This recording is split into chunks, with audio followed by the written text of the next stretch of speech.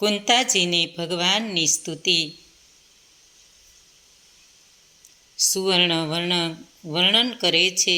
ભગવાન કુંતાને પ્રણામ કરે છે. આજે કુંતા ભગવાનને વંદન કરે છે. શ્રી કૃષ્ણ પૂછે છે, ફોઈબા, આ શું કરો છો? હું તો તમારા ભાઈનો પુત્ર છું. કુંતા કહે છે, આજ સુધી માનતી હતી, આજે મને સમજાયું કે તમે ઈશ્વર છો. મારા ભાઈનો દીકરો ભગવાન શ્રી કૃષ્ણ માતા કુંતા ભગવાનના સ્તુતિગાન કરે છે. જેની નાભીમાંથી બ્રહ્માનો જન્મ થયો છે, જેણે કમળની માળા ધારણ કરેલી છે, જેની આંખો કમળ સમાન વિશાળ છે અને જેના ચરણોમાં કમળનું ચિહ્ન છે, એવા હે કૃષ્ણ પ્રભુ, તમને હું વારંવાર નમન કરું છું. કુંતાજીની સ્તુતિ પ્રાર્થના પાછળ રહેલી દ્રષ્ટિ સમજવા જેવી છે. હે શ્રોતાજનો, આપણે પણ એમની સાથે પ્રાર્થનામાં એકરસ થઈ જઈએ અને જીવનને ધન્ય ધન્ય કરીએ. હે આદિપુરુષ, તમે જગનિયંતા છો. તમે સર્વ જીવોમાં વ્યાપી રહેલા છો, પરંતુ માયાને વંશ દેહના અભિમાનમાં રાચતા માનવો તમને ઓળખી શકતા નથી. હું તમને વારંવાર લડીને પ્રણામ કરું છું. તમારી મારા પર અધિક પ્રમાણમાં પ્રીતિ છે, તે હું જાણું છું. મન અને મારા વહાલા સોયા બાળકોને તમે અનેકવાર મોતના મોઢામાંથી બચાવ્યા છે. ભીમને અપાયેલા ઝેરથી તમે અમારું રક્ષણ કર્યું છે. લાક્ષાંગ ગૃહની અગ્નિજ્વાળામાંથી તમે અમને બચાવી લીધા છે. જુગારીઓની સભામાં તમે અમારી લાજ રાખી છે. વનવાસના દુઃખોમાં પણ તમે અમને દુશ્મનોથી ચુંગાલોમાંથી પણ જીતનો માર્ગ બતાવ્યો છે. અને છેવટે અશ્વત્થામાના બ્રહ્માસ્ત્રથી પણ અમને બચાવી લીધા છે. અમને રક્ષણ આપ્યું છે. હે જગતગુરુ, તમારા ઉપકારોનું સ્મરણ મને થાય છે. ભગવાનની સ્તુતિ પ્રાર્થના પ્રતિદિન સવાર, બપોર અને રાત્રે સૂતા પહેલાં અવશ્ય કરવી જોઈએ. સુખ સમયમાં ઈશ્વરની સ્તુતિ કરો, તેમ દુઃખમાંય આજીજીપૂર્વક કાલાવાલા કરો. પ્રભુ તમારી વાત સાંભળી તમને અવશ્ય સહાય કરશે. પાણી વગર નદી શોભતી નથી, પ્રાણ વગર જીવન શોભતું નથી. કુમકુમના ચાંદલા વગર સૌભાગ્યવતી નારી શોભાસ્પદ લાગતી નથી. એ જ રીતે તમારા વગર પાંડવોની શોભા નીરસ લાગે છે. માટે હે નાથ, તમારા લીધે જ અમે બધા સુખી સંપન્ન છીએ. ગોપીઓ પણ ગોપી ગીતમાં ભગવાનના ઉપકારોનું વારંવાર સ્મરણ કર્યા કરે છે. હે નાથ, હું તમારી છું અને તમારા મારા પર અનેક ઉપકાર છે, અનંત ઋણ છે. હે નાથ, મારી પ્રાર્થના એ છે કે ભલે ને અમારા પર વિપત્તિઓની ઝાડી વરસે, તો પણ અમને તમારા દર્શન થતા રહે. હે વિભુ, તમે ભક્તજનોનું રક્ષણ કરો છો, એમની ઈચ્છા પૂર્ણ કરો છો અને જરૂર પડે મનુષ્ય રૂપ લઈ ભક્તજનોની સહાય કરવા પૃથ્વી પર આવો છો. હે નાથ, મારી બુદ્ધિ બીજે ક્યાંય આમ તેમ ન જતાં તમારા ચરણ કમળમાં નિરંતર સ્થિર થાય, એમ કરો. હું તમને વંદન કરું છું. દુઃખમાં જ મનુષ્યને ડહાપણ સૂજે છે. દુઃખમાં જ જીવ પ્રભુ પાસે જવાને તલસે છે. વિપત્તિમાં જ પ્રભુનું સ્મરણ થવા લાગે છે અને તેથી તો વિપત્તિને જીવનની સાચી મૂડી કહી છે. વિપત્તિ એ સાચી વિપત્તિ નથી અને સંપત્તિ પણ સાચી સંપત્તિ નથી, પરંતુ પ્રભુનું વિસ્મરણ થાય એ સાચી વિપત્તિ છે અને પ્રભુનું કાયમનું સ્મરણ એ સાચી જીવન મૂડી છે. મનુષ્યને પ્રભુના સંગાથ વિના જીવનમાં ચેન દેખાય છે. એનું કારણ એ છે કે એ મનુષ્ય ભક્તિના રસને બરાબર સમજ્યો નથી. જે મનુષ્યનું દરેક પ્રકારનું અભિમાન છૂટી જાય છે અને દીન બનીને દીનબંધુને યાદ કરે છે તે પ્રભુને બહુ વહાલો લાગે છે. માતા કુંતા કહે છે, પ્રભુ તમારા ગુણગાનનું શું ગાવ? તમારા વિના પાંડવો શોભશે નહીં. તમારે લીધે અમે બધા સુખી છીએ. હવે અમારો ત્યાગ ના કરો. જીવ ઈશ્વરને રોકી શકે નહીં. જગતમાં છે જે તે બધું ઈશ્વરનું આપેલું છે. કુંતા બોલ્યા, તમે દ્વારિકા જાઓ છો, જાઓ, પણ હું માગું છું તે મને આપતા જાઓ. અમારા જીવનમાં ડગલે ને પગલે વિપત્તિ આવતી રહે અને વિપત્તિમાંય તમારા દર્શન થયા કરે. નારાયણનું સ્વરૂપ આંખ આગળ રહે એ જીવનની સાચી મૂડી છે. જે દિન બને છે તે ભગવાનને વહાલો લાગે છે. હે નાથ, જ્યારે તમારું સ્મરણ ન થાય ત્યારે જ સાચી વિપત્તિ આવે, જેથી તમને વારંવાર યાદ કરાય. 4 પ્રકારના મદને લઈ મનુષ્ય છકી જાય છે. વિદ્યાનો મદ, જુવાનીનો મદ, પૈસા ટકાનો મદ, અધિકાર સત્તાનો મદ. આ 4 પ્રકારના મદમાં માણસ ભાન ભૂલી જાય છે. પોતાનું બાળક રડે છે ત્યારે ઓફિસર જેવો ઓફિસર પણ બાળકને છાનો રાખવા તાલી પાડે છે અને તે વખતે તેને ભાન નથી રહેતું કે હું ઓફિસર છું. આ અભિમાનમાં છકેલો જીવને પ્રભુ સ્મરણ કરતાં જીભ પકડી રાખે છે. કાળ પણ જેનાથી કાંપે છે, ધ્રુજે છે, તે કાળના કાળ શ્રી કૃષ્ણ પોતે આજે થરથર કાંપે છે. પ્રેમના બંધન ભગવાન તોડી શકતા નથી. સગુણ બ્રહ્મનો સાક્ષાત્કાર થયા પછી આ સંસારમાં આસક્તિ રહી જાય છે. 4 પ્રકારના મદ જીવનમાં આવે છે અને મનુષ્ય ભાન ભૂલી જાય છે. વિદ્યાનો મદ, જુવાનીનો મદ, દ્રવ્યનો મદ, સત્તા અધિકારીનો મદ. આ 4 પ્રકારના મદ આવે છે એટલે મનુષ્ય ભગવાનને ભૂલી જાય છે. પોતાનું બાળક નાનું છોકરું રડે છે તો તરત જ પ્રોફેસર પણ તાલી વગાડે છે ને છાનું રાખવા માટે પ્રયત્ન કરે છે. એ વખતે તે ભૂલી જાય છે કે હું પ્રોફેસર છું. એના એ જ પ્રોફેસર સાહેબ કથામાં આવે છે ત્યારે કીર્તનમાં 2 હાથે તાળી પાડતા શરમાય છે. ઘરમાં નાના બાળકને રમાડતી વખતે તાળી પાડતા શરમ લાગતી નથી, પણ પ્રભુના કીર્તનમાં તાળી પાડતા શરમનો અનુભવ કરે છે. ભણેલા ગણેલા લોકોને ભજન કરવામાં શરમ લાગે છે, એના જેવું બીજું દુર્ભાગ્ય કયું હોઈ શકે? ભગવાને કહ્યું છે કે જે આ 4 પ્રકારના મદને લઈ ઉન્મત્ત બને છે અને મારું નામ લેતો નથી તેને હું મારું અપમાન ગણું છું. આવા મદવાળા મદમસ્ત વ્યક્તિને જીભને કીર્તન કરતા પાપ જકડી રાખે છે અને કહે છે, તું બોલીશ તો મારે બહાર નીકળી જવું પડશે.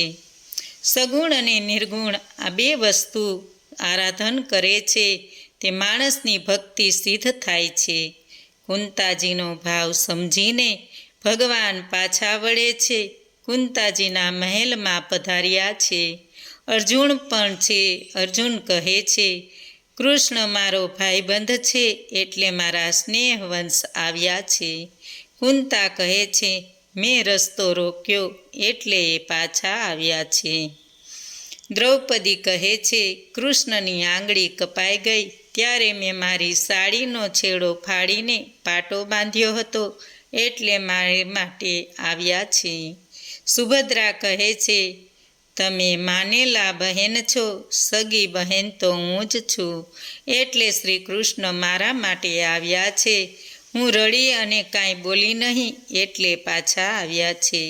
શ્રી કૃષ્ણ કહે છે, હું કોઈ સગાઈમાં માનતો નથી, પ્રેમની સગાઈમાં હું માનું છું. હું મારા ભીષ્મ માટે આવ્યો છું. એ વખતે ભીષ્મ પિતામહ મરણ પથારી પર પડ્યા હતા. એનું મરણ સુધારવા ભગવાન શ્રી કૃષ્ણ પાછા ફર્યા હતા. મહાન આત્માનું મરણ મંગળમય હોય છે. પ્રસંગની મહાનતા છે. મંગળમય દિવસની ઉજવણી દર વર્ષે કરવામાં આવે છે. ભીષ્મ પિતામહના મરણને જોવા માટે ઋષિમુનિઓ આવ્યા હતા. બધા ભેગા થયા હતા. ભીષ્મ કહે છે, હું કાળને આધીન નથી, પરંતુ શ્રી કૃષ્ણને આધીન છું. ઉત્તરાયણમાં મારે મરવું છે ને શ્રી કૃષ્ણને આપેલા વચન અનુસાર મરણ સમયે આવી પહોંચ્યા છે. ભીષ્મે ભગવાનને વચનથી બાંધી દીધા હતા. દુર્યોધને જ્યારે કહ્યું, દાદાજી, આજે 8 દિવસ થયા, છતાં તમે પાંડવોનો સંહાર કરી શક્યા નથી. તમે બરાબર લડતા નથી. અને ભીષ્મ પિતામહનો પિત્તો ગયો. આવેશમાં આવીને તેમણે દુર્યોધનને કહ્યું, રાત્રે 12 વાગ્યે હું ધ્યાનમાં બેસું તે વખતે તારી રાણીને આશીર્વાદ લેવા મારી પાસે મોકલજે. તેને હું અખંડ સૌભાગ્યવતી ભવનું વરદાન આપીશ. આ વાત સાંભળીને શ્રી કૃષ્ણને ચિંતા થઈ. દાદાજી તો ઘરના માણસ છે, આજે જ જવાની શી ઉતાવળ છે.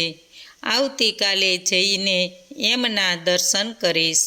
એમ મનમાં નિર્ધાર કરીને ભાનુમતી દુર્યોધનની રાણી ગયા નહીં. ને તે વખતે શ્રી કૃષ્ણએ દ્રૌપદીને જગાડી. એક સ્વરૂપે દ્રૌપદી અને શ્રી કૃષ્ણ ભીષ્મ પિતામહ પાસે આવ્યા છે. ભીષ્મ શબ્દનો અર્થ ભયંકર એવો થાય છે. માણસનું મન એ સૌથી વધુ ભયંકર છે. એ ક્યારેક ક્યાં છટકી જાય એની લેશ પણ ખબર રહેતી નથી. મનરૂપી ભીષ્મ પિતામહ અનેક પ્રકારના સંકલ્પ વિકલ્પ રૂપ બાણો મારીને અર્જુન સ્વરૂપ જીવને જીવન સંગ્રામમાં રંગદોળી નાખ્યો. ત્યારે જ ભગવાને એની પાસે જવું પડ્યું છે. ભીષ્મ પિતામહ ધ્યાન ધરે છે. આજે દ્વારકાધીશના સ્વરૂપમાં ફેરફાર લાગે છે. આજે ભગવાન દ્રૌપદીના સેવક થઈને આવ્યા છે. દરવાજા પર શ્રી કૃષ્ણને રોક્યા. કોઈ પુરુષ અંદર જઈ શકે નહીં. દ્રૌપદી એકલી અંદર જાય છે અને પ્રણામ કરે છે. દુર્યોધનની પત્ની ભાનુમતી આવી છે એમ માનીને એમણે અખંડ સૌભાગ્યવતી ભવ કહી દીધું. આશીર્વાદ આપ્યા. દ્રૌપદી બોલી, તમારો આશીર્વાદ સાચો થશે. આટલું સાંભળતાની સાથે ભીષ્મએ પૂછ્યું, કોણ છે તું? દ્રૌપદીએ ઉત્તર આપ્યો, હું પાંડવ પત્ની છું. ભીષ્મ બોલ્યો, તને મારા આશીર્વાદ ફળશે. પાંડવોને મારી નાખવાની મેં પ્રતિજ્ઞા લીધી છે. તે આવેશમાં આવીને લીધી છે, ખરા દિલથી લીધી નથી. જા, તને મારા આશીર્વાદ ફળશે. પણ મને કહે, તું એકલી કેમ આવી છે? તને શ્રી કૃષ્ણએ મોકલી છે? અને તરત જ ભીષ્મ દોડતા બહાર આવ્યા. બહાર શ્રી કૃષ્ણ બેઠા છે.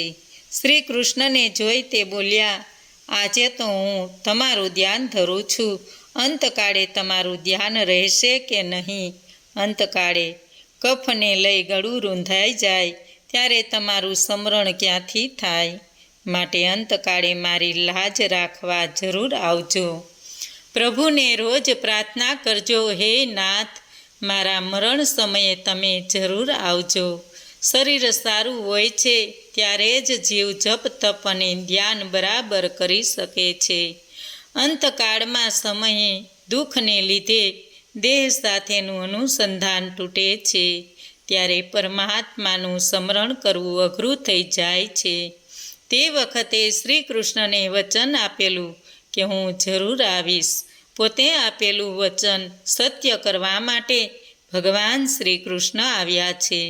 ભીષ્મ પિતામહ શ્રી કૃષ્ણની સ્તુતિગાન કરે છે. ભીષ્મને કહે છે, દાદા, આ ધર્મરાજાને શોભ થાય છે. મેં બધાને મારી નાખ્યા છે. મારે લીધે આ સર્વનાશ વેરાયો છે. તેમના મનને શાંતિ થાય એવો ઉપદેશ કરો. ભીષ્મ કહે છે, ધર્મરાજાની શંકા પછી પહેલાં મારી શંકાનું સમાધાન કરો. મારું જીવન નિષ્પાપ છે, પવિત્ર છે, મારી ઇન્દ્રિયો શુદ્ધ છે, મેં પાપ કર્યું નથી, તેમ છતાં મને આ સજા કેમ? મારે બાણછયા પર સૂવું પડ્યું છે અને અતિશય વેદના કેમ થાય છે? ભગવાન કહે છે, દાદાજી, તમે પાપ તો કર્યું નથી એ વાત સાચી, પરંતુ તમે આંખ વડે પાપને જોયું અને પાપ જોયું એ આ સજા છે. કોઈના પાપ વિશે વિચાર કરો તો પણ તેનું પાપ લાગે છે. કોઈ પાપ કરતું હોય અને તે તમે જુઓ તો તમને પાપના ભાગીદાર થાઓ છો. કોઈના પાપનો વિચાર કરો તો તે એક રીતે પાપ જ છે. માટે તમારું શ્રેય ઈચ્છતા હો તો કોઈનું પાપ જોશો નહીં, પાપમાંય વાત સાંભળશો નહીં અને પાપ લાગે એવું બોલશો નહીં, કોઈને કહેશોય નહીં. ભીષ્મ કહે છે, મને યાદ આવતું નથી મેં કયું પાપ જોયું છે. શ્રી કૃષ્ણ કહે છે, દાદાજી, તમે બધું ભૂલી ગયા છો. હું ભૂલ્યો નથી, હું ઈશ્વર છું. મારે બધું યાદ રાખવું પડે. યાદ કરો, ભરી સભામાં દુશાસન દ્રૌપદીને લઈ આવ્યો ત્યારે ત્યાં તમે હતા ને? ભીષ્મ પિતામહે નમન કર્યું ને એ પછી ધર્મરાજાને ઉપદેશ કર્યો. સ્ત્રી ધર્મ, આપદ ધર્મ, રાજધર્મ, મોક્ષ માર્ગ અને પરમ ધર્મ અંગેની વિગત આપી. યુધિષ્ઠિરે પૂછ્યું, દાદાજી, શ્રેષ્ઠ ધર્મ કયો? કયા જપ કરવાથી મનુષ્ય જીવ સાંસારિક દુઃખમાંથી મુક્ત થાય? ભીષ્મ બોલ્યા, વિષ્ણુ સહસ્ત્ર નામનો પાઠ કરવાથી મનુષ્ય જીવન મુક્ત બની જાય છે. પ્રારબ્ધ કર્મના ભોગવ્યા વગર મુક્તિ મળતી નથી. પરંતુ જો વિષ્ણુ સહસ્ત્ર નામનો નિત્ય પાઠ રોજ કરવામાં આવે તો ભક્તજનોના પ્રારબ્ધ કર્મ કપાઈ જાય છે. અને જો સવારે અને રાત્રે જમતા પહેલાં અને સૂતા પહેલાં પાઠ કરશો તો તેનું ફળ તમે અવશ્ય જોઈ શકશો. 12 વર્ષમાં કુલ પાઠ 8,707 થાય. કુલ 15,000 પાઠ થાય એટલે તેને વિષ્ણુ યાગ કરવા જેટલું પુણ્ય ફળ લાધે છે. વિષ્ણુ સહસ્ત્ર નામનો પાઠ અવશ્ય કરવો જોઈએ. શિવ મહિમદ સ્તોત્ર અને વિષ્ણુ સહસ્ત્રનો પાઠ રોજ એકવાર કરવો જોઈએ. મહાદેવજીની સ્તુતિ જ્ઞાન આપે છે અને જ્ઞાનને લઈ ભક્તિ બલવંત થાય છે. વિષ્ણુ ભગવાનની સ્તુતિ કરવાથી પાપ બળીને ભસ્મ થઈ જાય છે. વિષ્ણુ સહસ્ત્ર નામનો પાઠ રોજ 2 વાર સવાર સાંજ કરો. આ પ્રમાણે 12 વર્ષ સુધી રોજ પાઠ કરો તો જરૂર ફળ મળશે. એકવાર ભોજન કરતાં પહેલાં અને એકવાર સૂતા પહેલાં વિષ્ણુ સહસ્ત્ર નામનો પાઠ કરો.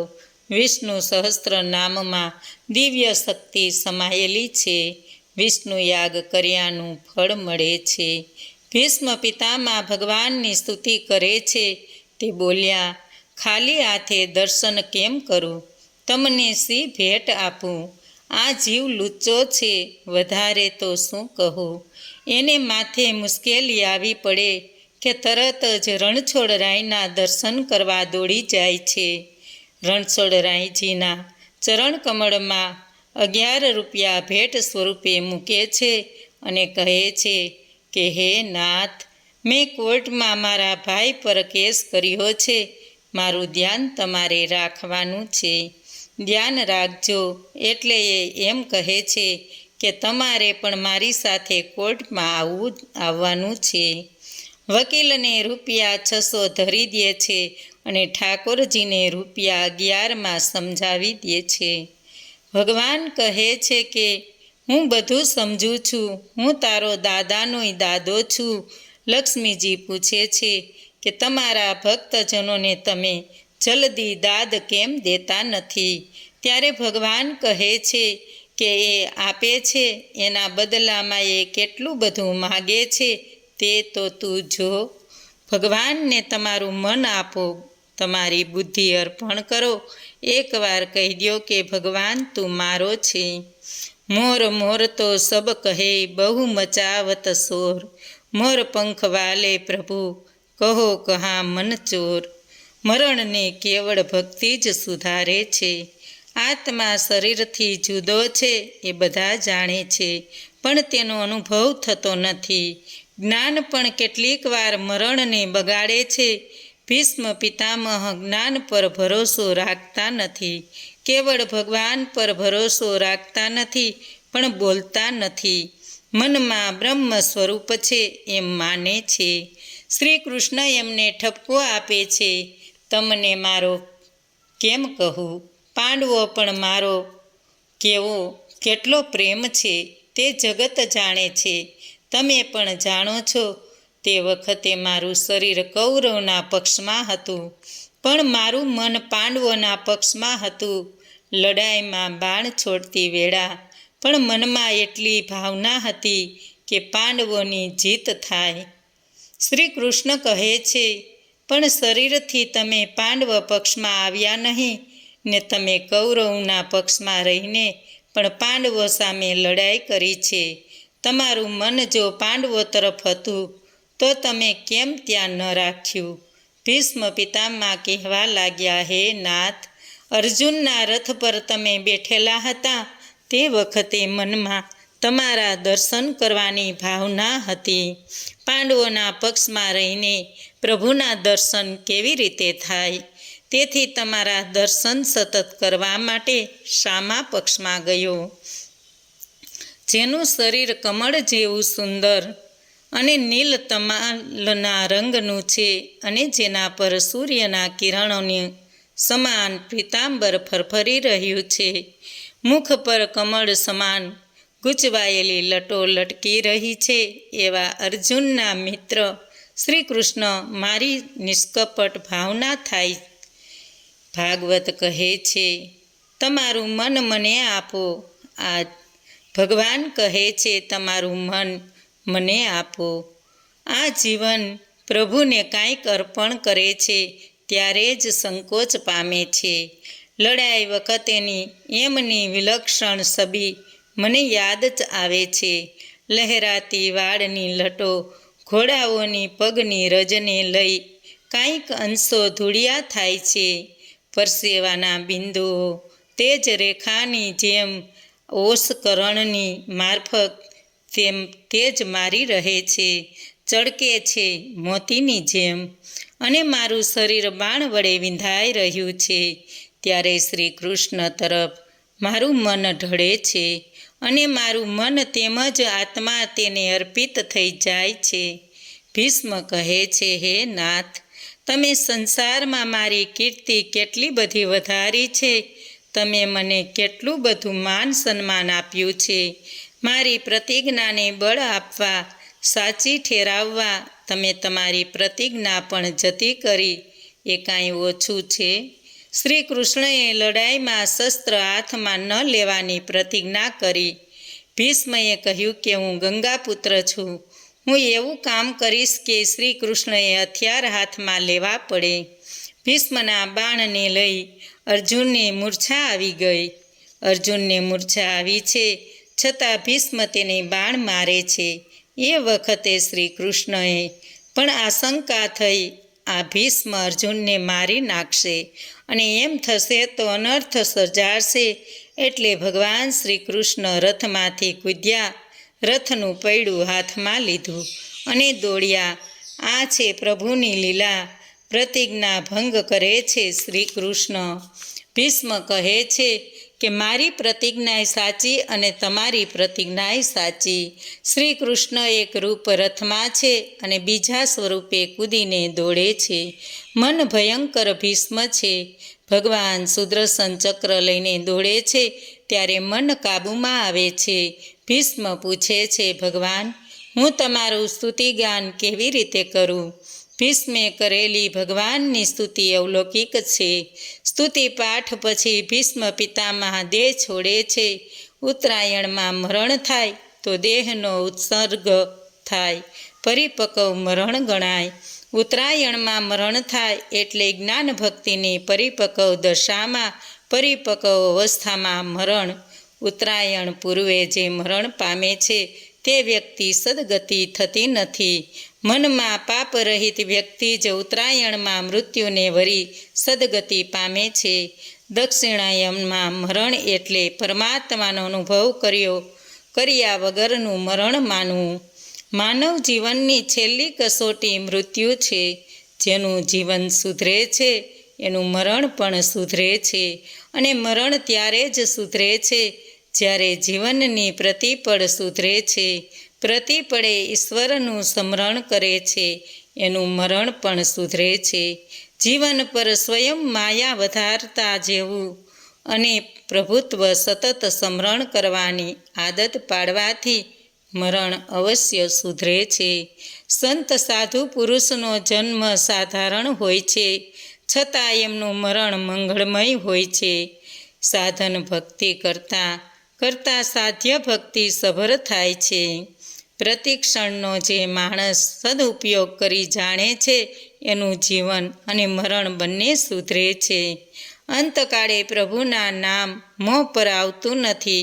ભીષ્મ પિતામાનું મરણ સુધારવા પ્રભુ આવ્યા છે. દાદાના મરણને લઈ યુધિષ્ઠિરને દુઃખ થયું. એમને સદગતિ મળી, સાથે સાથે મનને આનંદ પણ થયો. યુધિષ્ઠિર રાજગાદી પર બેસે છે, હસ્તિનાપુરનું રાજ્ય કરે છે. ધર્મની મર્યાદાનું પાલન કરીને રાજ કરે છે. ધર્મની મર્યાદાનું પાલન જે કરે છે તેને કોઈક દિવસ વ્યાધિ સતાવતો નથી. ભોગ વાસના જન્માંતરથી મનમાં રમતી આવે છે તેનો ત્યાગ જલ્દીથી કરી શકાતો નથી. પરંતુ વિવેક બુદ્ધિ કેળવીને ભોગ ભોગવવામાં આવે તો અંતકાળ સુધી, મરણના છેલ્લા દિવસ સુધી ઇન્દ્રિયો સાજી રહે છે. સદાચાર અને સંયમને જીવનમાં વધારો અને એની સાથે સંપત્તિ પણ આનંદ અને ઉલ્લાસમાં લાવશે. સૂતજી સાવધાન કરી ચેતવે છે. ધર્મરાજાના રાજ્યમાં ધર્મનું શિક્ષણ આપવામાં આવતું હતું. આ સંસારમાં સૂર્ય પ્રત્યક્ષ ભગવાન છે. અન્ય દેવો ભગવાનને લઈ સિદ્ધિ અર્પે છે. સૂર્યમાં ભાવના કરવાની જરૂર નથી. આ પ્રત્યક્ષ દેવ સૂર્યની આરાધના કરો. સૂર્યનારાયણની ઉપાસના વગર બુદ્ધિ ઠેકાણે આવતી નથી. સૂર્યની ઉપાસના કરનાર કદી દરિદ્રતાને પામતો નથી. યુધિષ્ઠિરને ગાદી પર બેસાડ્યા પછી શ્રી કૃષ્ણ દ્વારિકામાં જાય છે. દ્વારિકાના નગરજનોને રથયાત્રાના દર્શન કરી કૃત્ય કૃતાર્થ થાય છે. શ્રી કૃષ્ણની થોડીક ઝાંખી મનને પીગળાવી દે છે. દ્વારિકાના લોકો કૃષ્ણ દર્શન માટે આતુર હતા.